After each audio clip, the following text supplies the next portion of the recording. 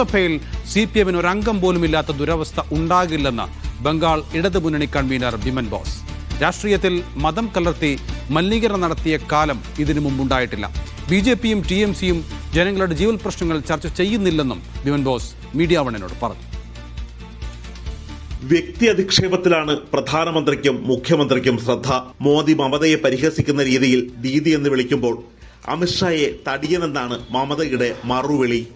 The Prime Minister of our country sometimes speaks, Didi, oh Didi, Didi, and so on and so forth. Has got no politics. Chief Minister of the state, she is also speaking like this. Mota bhai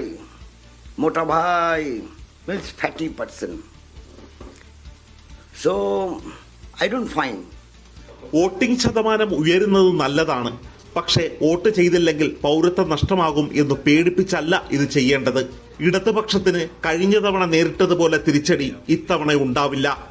In Bengal, left never became zero.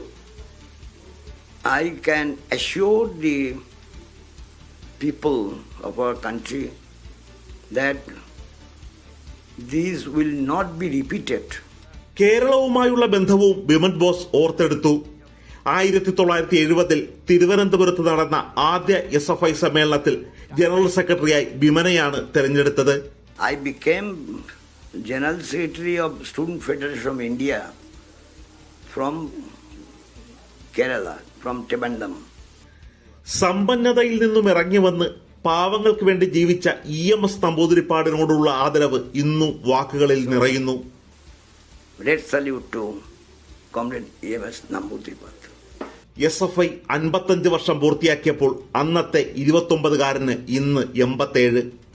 വെച്ചു നീട്ടിയ Lok Sabha seat വേണ്ടെന്ന് വെച്ച ബിമൻ ദീർഘകാലം party സംസ്ഥാന secretary, കേന്ദ്ര committee അംഗം, PB അംഗം എന്നീ പദവികൾ വഹിച്ചു. ബംഗാളിലെ CPM ആസ്ഥാനമായ മുസഫർ നഗർ ഭവനിൽ പാർട്ടി അനുവദിച്ച മുറിയിലാണ് താമസം. കയറ്റിയിറക്കങ്ങൾക്കിടയിൽ CPMനെ നയിച്ച ബിമൻ ബസുവിന് ഒരു കാര്യത്തിൽ ഉറപ്പുണ്ട്. സീറ്റ് അധികം നേടാൻ കഴിഞ്ഞില്ലെങ്കിലും ബംഗാൾ ജനതയിൽ നിന്നും കമ്മ്യൂണിസത്തെ ഇല്ലാതാക്കാനാവില്ല. തോൽവിയോട് സമരസപ്പെടാനാവില്ലെന്നും ഇനിയും പൊരുതുമെന്ന് തന്നെയാണ് ഈ നേതാവിന്റെ നിലപാട്. കൊൽക്കത്തയിൽ നിന്നും ആരിഫ് മുഹമ്മദിനൊപ്പം D ധനസുമോദ്, മീഡിയ 1.